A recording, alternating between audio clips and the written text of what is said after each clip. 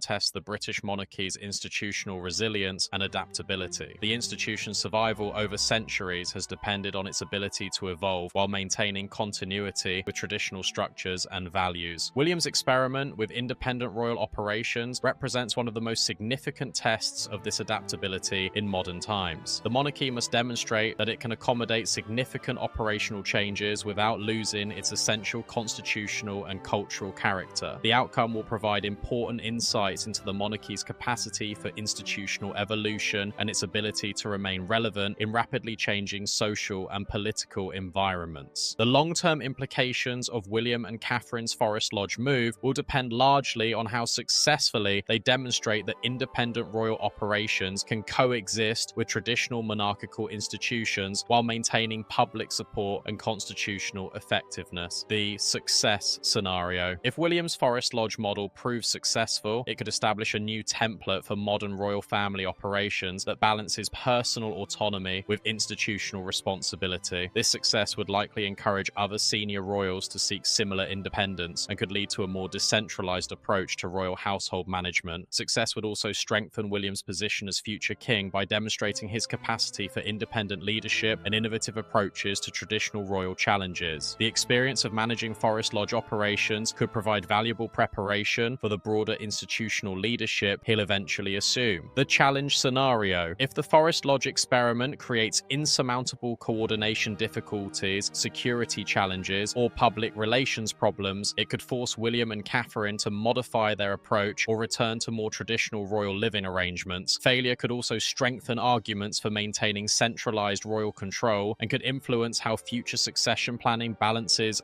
independence with institutional continuity. The constitutional impact. Regardless of the immediate success or challenges of the Forest Lodge arrangement, it has already influenced discussions about royal constitutional roles and the appropriate balance between tradition and modernity in monarchical operations. Constitutional scholars are closely watching the experiment's implications for broader questions about royal authority, institutional accountability, and the monarchy's adaptability to changing social expectations. The public reaction evolution. Public opinion about the Forest Lodge move will likely evolve as the long-term implications become clearer. Initial reactions focused on cost and luxury, but sustained public interest will depend on how well William and Catherine demonstrate that their independence serves broader royal institutional goals rather than merely personal preferences. The couple's ability to maintain public support while operating with greater independence will provide important insights into contemporary attitudes toward royal privilege, accountability, and institutional change. The family reconciliation question. The future of Charles and William's relationship will significantly influence how the Forest Lodge situation affects broader royal family dynamics and institutional operations. Successful resolution of the tensions created by the move could establish healthier boundaries between Charles's current authority and William's future responsibilities. Continued conflict could create lasting institutional challenges and potentially affect public confidence in royal family unity and effectiveness. William and Catherine's £20 million